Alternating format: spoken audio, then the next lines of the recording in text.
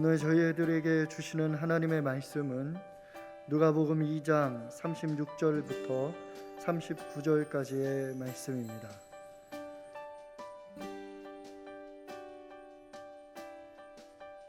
또 아셀 지파 바누엘의 딸 안나라 하는 선지자가 있어 나이가 매우 많았더라. 그가 결혼한 후 7해 동안 남편과 함께 살다가 과부가 되고 84세가 되었더라. 이 사람이 성전을 떠나지 아니하고 주야로 금식하며 기도함으로 섬기더니 마침 이때에 나와서 하나님께 감사하고 예루살렘의 속량을 바라는 모든 사람에게 그에 대하여 말하니라. 주의 율법을 따라 모든 일을 마치고 갈릴리로 돌아가 본 동네 나사렛에 이르니라. 아멘. 대림절 네 번째 주일을 맞이했습니다. 어느 무명의 가난한 화가가 살고 있었습니다. 그는 여러 번 미술대회에 나갔지만 번번이 낙선을 하고 어려운 삶을 살아가고 있었습니다. 그럼에도 그는 화가의 길을 포기하지 않았는데 그가 그린 그림의 소재는 늘 농촌의 아름다운 자연 풍광이었습니다. 어느 날 친구가 부자인 신사 한 분을 데리고 와서 이 친구에게 다음과 같이 이야기하는 것입니다. 자네 그 지겨운 농촌 풍경 그림은 이제 그만두게나. 그런 그림이 팔리겠나. 이제부터 누드화를 그려보게나. 이 신사 양반이 그 그림을 다 사겠다라고 오늘 왔네. 땔감을 살 돈조차 없어서 자신의 그림을 땔감으로 사용하면서 빈곤한 생활을 하는데 그 제안을 받고는 순간 마음이 흔들린 것입니다. 화가는 잠시 눈을 감고 기도를 드린 후에 딱 잘라서 이렇게 말했답니다. 사양합니다. 하나님이 기뻐하시지 않습니다. 예술에서 귀한 것은 사랑하는 마음입니다. 내가 시골 풍경과 농부를 그리는 것은 그들이 성실하고 진실한 생활을 사랑하기 때문입니다. 화가는 하나님께서 들려주신 그 음성을 따라 자기가 사랑한 풍경을 열심히 누가 알아주지 않아도 화폭에 담았습니다. 그 신앙심에서 우러나오는 경건하고 아름다운 그림의 신념을 절대로 포기하지 않았습니다. 그가 바로 우리에게 알려진 만종, 이삭 줍기 등으로 유명한 이 19세기 프랑스 사실주의 화가 장 프랑스와 밀레입니다. 가난한 농부의 아들로 태어나 두터운 신앙심과 더 경건한 분위기 속에서 어릴 때를 보냈습니다. 특별히 그의 할머니가 종소리가 울려나면 하루에 3번씩 그 밀레의 손을 꼭 붙들고 꼬박꼬박 하나님 앞에 기도를 올리는 법을 가르쳤습니다. 나중에 밀레는 할머니가 가르쳐 주신 그 기도를 떠올리며 그림을 그렸는데 나중에 모든 사람들이 그의 그림을 보고 큰 감동을 받는 반향을 일으켰던 것이죠. 당시는 신화 속의 아름다운 여신이나 멋진 영웅을 그리는 것이 유행이었는데 밀레는 아름답지도 않고 허름한 옷을 입은 그 농부의 모습을 사랑하며 그려왔습니다. 여러분, 만약 밀레가 친구의 제안을 받아들여서 그 농촌 풍경의 그림을 포기했다라면 지금의 세계적인 명화가 나오지 않았을 것입니다.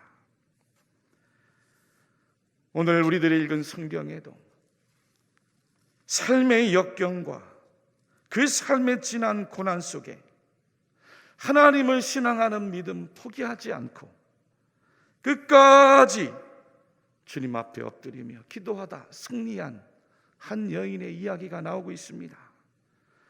먼저 36절에 보면 또 아셀 지파 바누엘의 딸 안나라 하는 선지자가 있어 라고 말씀하시는데, 여기서 또라는 말씀은 그리고라는 의미입니다. 앞선 25절 이하에 아기 예수의 탄생의 소식을 알린 그 시므온에 이어 성경은 두 번째 증거자로 또 한 사람을 소개하고 있음을 뜻하는 것이죠. 그런데 이 사람을 아셀 지파 바누엘의 딸이라고 했습니다. 여러분, 아셀은 믿음의 조상 야곱이 실바에게서 얻은 8번째 아들입니다. 예수님 당시 유대 민족은 주로 유다와 베냐민 지파로 구성되었는데, 나머지 10개 지파는 바벨론 포로기에 뿔뿔이 흩어지고 해체되면서 그 명맥이 다 사라져갔습니다. 그 아셀 지파의 바누엘의 딸이라고 했어요. 당시 사회적 통념상 여성인데 그 가정 가문의 족보의 이름이 오르는 것만 해도 대단한 일입니다. 바누엘이란 이름도 야곱이 약복강가에서 하나님의 보내신 천사와 씨름을 했던 그 분이엘의 지명에서 따온 이름입니다. 하나님의 얼굴이란 뜻이죠. 믿음으로 경건한 아버지였다는 거예요. 그런데 이 바누엘의 딸의 이름도 안나입니다. 이 안나란 이름의 뜻도 은혜, 은총이란 뜻이에요. 즉 아버지가 딸에게 좋은 이름, 아름다운 이름을 지어서 경건한 가정의 대를 잇고 하나님의 축복과 은혜가 넘쳐나도록 그렇게 안나의 이름을 붙여준 것입니다. 그런데 여러분들, 이 안나의 인생이 어땠습니까? 그 이름과는 정반대의 불행한 인생을 살고 말았어요. 36절 하반절에서 37절까지 말씀해 보면 그가 결혼한 후 7해 동안 남편과 함께 살다가 과부가 되고 84세가 되었더라 라고 말씀이 증언합니다. 지금도 마찬가지지만 여성이 남편을 여의고 과부가 된다는 것, 사회에서 살아가기가 보통 어려운 게 아니지요. 농사를 짓고 목축업을 하며 노동력에 의지하던 시대인데 여성이 사회에서 할 수 있는 일이 거의 없는 거예요. 요한복음 4장에 보면 예수님께서 그 사마리아 지방을 지나가시다 수가라는 동네의 한 우물가에서 한 여인을 만납니다. 그 여인과 대화를 하시는 가운데 너에게 남편 5이 있었고 지금 있는 자도 내 남편이 아니니 라고 말씀하셨는데, 그녀의 삶이 5 남편을 둘 정도로 부정적인 여인이 아니라 여러 번 재혼을 해야 할 만큼 홀로 살아가기가 어려웠을 어떤 삶의 정황을 가지고 있던 것으로 우리가 예측해 볼 수가 있는 것입니다. 오늘 본문의 한나도 마찬가지였습니다. 결혼한 지 7년 만에 남편을 잃었어요. 유대 사회의 결혼 풍습도 조혼입니다. 여성의 결혼 정년기가 고작 14세였어요. 14살이 되면 시집을 가야 됩니다. 그 어린 나이에 시집을 가서 무슨 행복한 결혼의 꿈을 꾸었겠습니까? 일찍 시작한 시집살이는 늘 사랑하는 부모가 보고 싶고 사랑하는 가족들이 보고 싶어서 매일 눈물로 밤을 지새웠을 겁니다. 더군다나 이쟁만 남편과 7년을 함께 살았는데 7년이면 이제 고작 21살이에요. 이제 며느리로 시집살이도 익숙하고 한 남편의 아내로 사랑받으면서 행복하게 살만한 때였습니다. 그런데 남편을 잃고 21살에 과부가 되었어요. 천지가 무너졌을 겁니다. 성경에 보면 이 여인에게는 자녀도 없었습니다.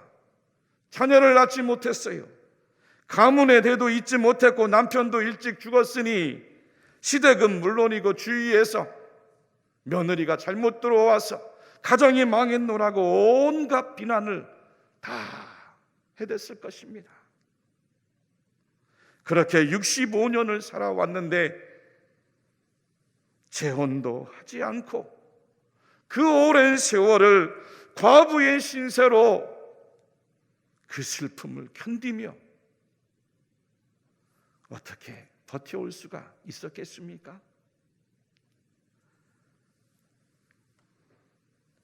지금 코로나19 바이러스 때문에 교회들마다 참 어렵습니다.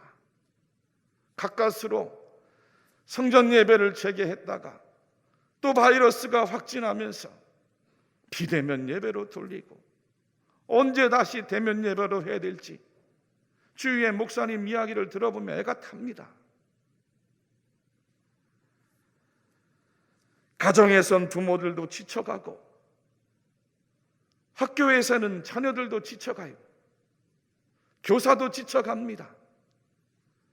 공무원들도 지쳐가고 병원마다 확진자들이 늘면서 입원 환자가 쏟아들어오면서 의료인들도 너무 지쳐가는 거예요. 가게나 음식점을 경영하는 소상공인 분들도 얼마나 힘이 드는지 모릅니다. 이 여행업계에 90% 이상의 여행자들이 줄어 여행사 절반이 지금 도산 상태에 있답니다. 우리나라 국민의 절반 이상이 코로나 때문에 월급이 감봉되고 매출이 급감하고 무급휴직을 경험하고 있는 초유의 사태를 맞이하고 있어요. 얼마 전에도 어느 남자 집사님 전화 오셔서 목사님, 직장이 어려워지고 있습니다. 힘이 듭니다. 목사님 목소리 한번 들으면 위로가 될 것 같아서 전화를 주셨대요. 전화를 붙들고 기도하는데 제 마음이 무너집니다. 집사님 힘내세요.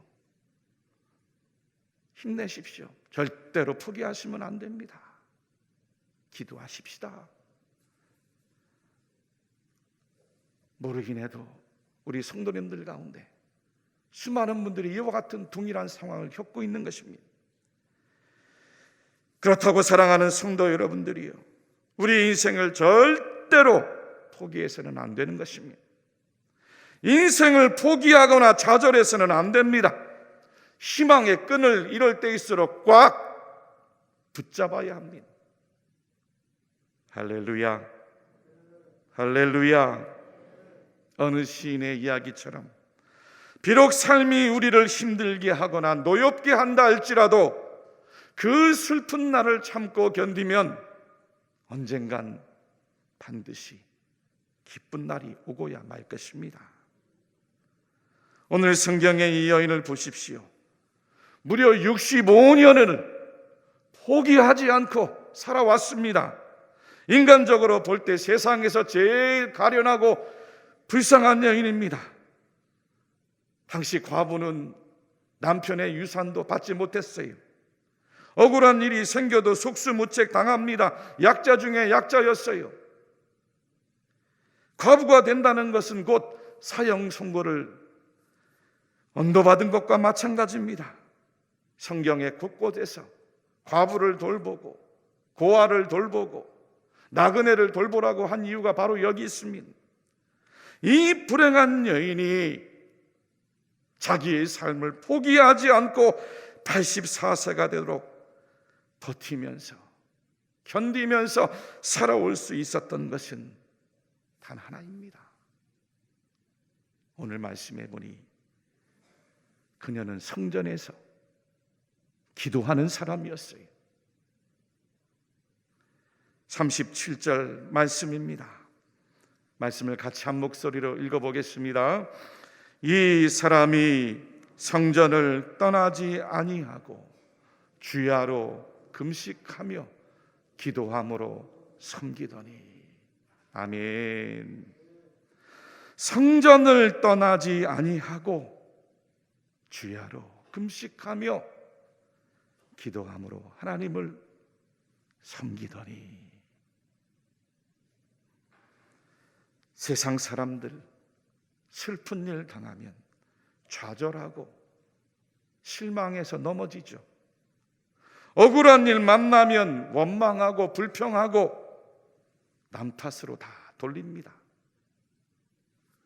그러나 성도는 그 가운데서도 하나님 앞에 엎드려 기도하며 하나님의 뜻을 구하는 신앙의 사람들인 줄로 믿으시기 바랍니다. 오늘 말씀의 안나는 그 어려운 가운데도, 그 외로운 가운데도, 그 포기하고 싶은 순간에도 성전을 떠나지 아니했대요. 주야로 엎드리며 기도했습니다. 기도하며 하나님을 섬겼고, 금식하며 하나님을 섬겼고, 예배하며 봉사하며 하나님을 섬기며 늘 하나님과 가까이 했습니다. 안나는 달랐던 것입니다. 21살이라는 이른 나이에 남편과 사별했지만 세상적으로 원통하고 분통할지라도 그 가운데 하나님께서 내게 주신 인생의 뜻이 무엇인지, 왜 나에게 이런 고통일을 주셨는지 기도하며 하나님 앞에 물은 것입니다. 안나가 남편을 먼저 잃고 84세가 될 때까지 무려 65년을 기도했습니다. 포기할 만하죠. 하나님을 원망할 만합니다. 그 늙은 나이에, 그 연로한 나이에 무슨 희망이 있겠습니까? 그것도 주야로 금식하며 성전에 나와 엎드렸는데 아무런 삶의 변화가 없습니다. 응답도 없어요.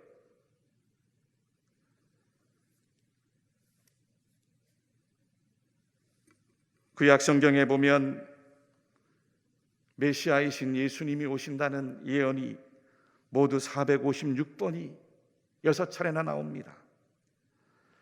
유대 백성들이 이 예언을 믿고 메시아이신 예수님을 기다렸습니다.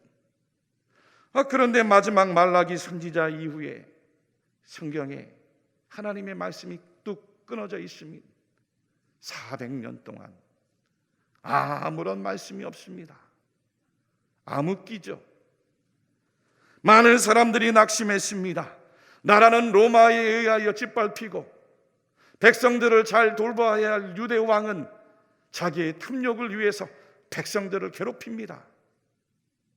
얼마나 괴롭혔습니까? 온갖 못된 짓을 일삼았습니다. 이러한 절망적인 상황에서 메시아는 오지 않고 백성들은 포기하고 죄악 속에 빠져 살아갔습니다. 하지만 여러분, 안나는 달랐어요. 끝까지 선지자들을 통해 예언하신 그 약속의 말씀을 믿고 성전에 엎드려 기도합니다. 로마에 짓밟히고 폭정에 아파하면서도 하나님의 약속하신 그 메시아를 기다리며 하나님의 뜻을 구하고 기도하는 여인이었어요. 어느 과부가 살고 있었어요. 생활이 어려웠습니다. 자녀들에게 줄 음식도, 자녀들에게 입혀야 할 옷도 변변치 않았습니다. 그러나 하나님을 믿었고 자녀들에게 하나님의 사랑을 가르쳤습니다. 어느 날 그녀의 주머니가 비었습니다. 집 규지에 있는 밀가루도 떨어졌습니다.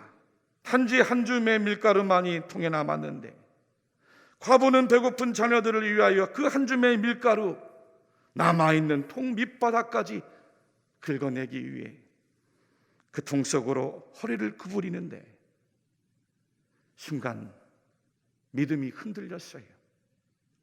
더 이상 눈물을 참을 수 없었습니다. 그때 작은 아이가 엄마의 우는 소리를 듣고 치맛자락을 잡아당겼습니다. 머리를 들어 아이를 보는데 아이가 어머니에게 이렇게 묻는 거예요. 엄마, 왜 우세요? 하나님께서 엄마가 그 통 밑바닥을 긁어 모으는 소리를 못 들으실까 봐서요. 순간 부인은 번쩍 정신을 차리고 믿음이 되살아났습니다. 모든 유대 백성들이 절망하고 있을 때 오늘 성경은 놀랍게도 이 안나 그녀가 성전에서 아기 예수 그리스도를 만나는 놀라운 장면을 소개하고 있는 것입니다. 요셉과 마리아가 8일 만에 아기 예수님을 안고 성전으로 들어왔어요. 다 같이 38절 말씀 함께 읽어보겠습니다. 마침 이때에 나와서 하나님께 감사하고 예루살렘의 속량을 바라는 모든 사람에게 그에 대하여 말하니라. 아멘. 이 38절 한글 성경을 보면 맨 앞에 주어가 없습니다. 마침 이때에 나와서 했는데 영어 킹 제임스 성경을 보면 그 앞에 주어가 she, 그녀라고 분명하게 말씀합니다. 84년 동안 포기하지 않고 하나님 앞에 엎드려 기도하던 그녀, 그 안나가 마침 이때에 나와서 아기 예수님을 만나고 하나님께 감사하고 예루살렘의 속량을 바라는 모든 이들에게 예수님에 대해 말한 것입니다. 안나가 성전에서 예수님을 만난 최초의 여인으로 하나님의 영광을 받았습니다. 할렐루야, 할렐루야. 여러분, 안나의 인생이 실패했습니까? 안나의 인생이 절망이었습니까? 넘어진 것 같았지만 마침내 모든 죄를 속량하고 용서해 줄 예수님을 만나고 예수님을 소개하는 하나님의 은혜를 입은 거죠. 아버지 바누엘이 지어준 안나라는 이름과 같이 마지막 그녀의 인생 마침표는 정말 그대로 하나님의 은총을 입고 하나님의 은혜를 입어 놀라운 축복의 사람이 된 줄로 믿으시기를 바랍니다. 성도 여러분, 지금 아무리 힘들어도 포기하지 마시기를 바랍니다. 코로나 바이러스가 우리의 삶을 아무리 절망케 해도 우리는 포기해서 안 됩니다. 여러분, 하나님도 우리를 포기하지 않으셨어요.